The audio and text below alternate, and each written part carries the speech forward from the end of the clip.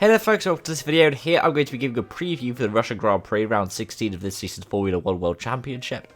In this video I'm going to be talking a little bit about the race itself, as well as the track, and what we could expect.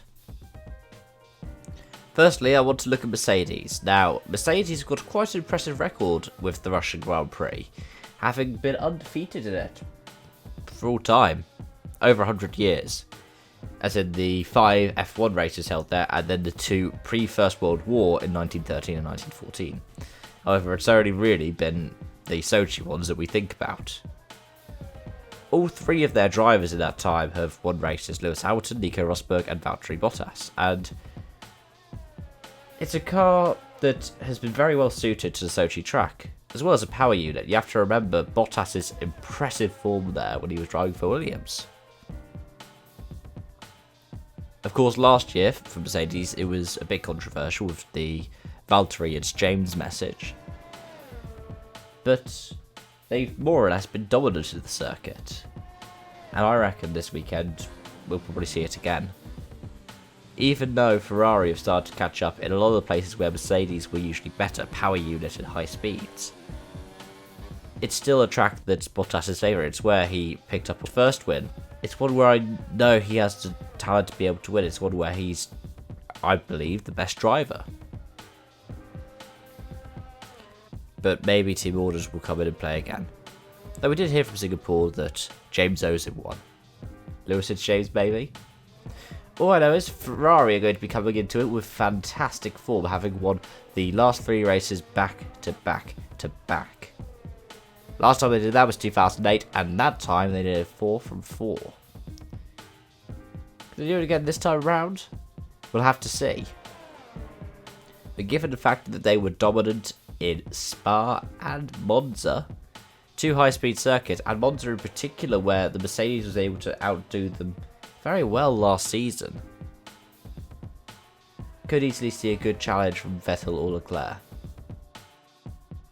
Of course, you need to keep an eye on Red Bull as well, but I think they're going to be a bit further off the pace this time around. Red Bull have not always found Sochi a strong circuit. And to be fair, we don't really know how the Honda's going to perform in the conditions as well. Though I do think a 5th and 6th will be a good weekend for them, a solid weekend. A great weekend will be if they get into the top 3 at all. Elsewhere in the pack, let's keep an eye out on what happens at Alfa Romeo. Kimi Raikkonen starts his 307th Grand Prix, which will put him ahead of former McLaren legends Jenson Button on race starts. That's provided he makes it to start. I'm not going to try and put any commentator's curse on him. However, in the last couple of races, he's found himself outperformed by teammate Antonio Giovinazzi. Giovinazzi being the first driver outside of the top 3 teams to have led a race since Williams in the British Grand Prix in 2015.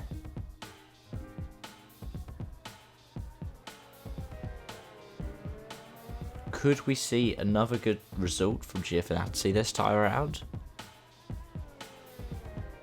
I'd reckon keep an eye out for that inter-team rivalry as we get into this. And also keep an eye out in the title standings. Whilst there might not be a massive swing in the manufacturer's title, right now as we go into it, Charles Leclerc and Max Verstappen are tied on 200 points apiece. I wouldn't be surprised if Leclerc comes away from this in 3rd, and Verstappen in 4th. But also don't discount Vettel. If Ferrari have a spectacular weekend and Vettel gets a massive points haul, he could overtake the pair of them.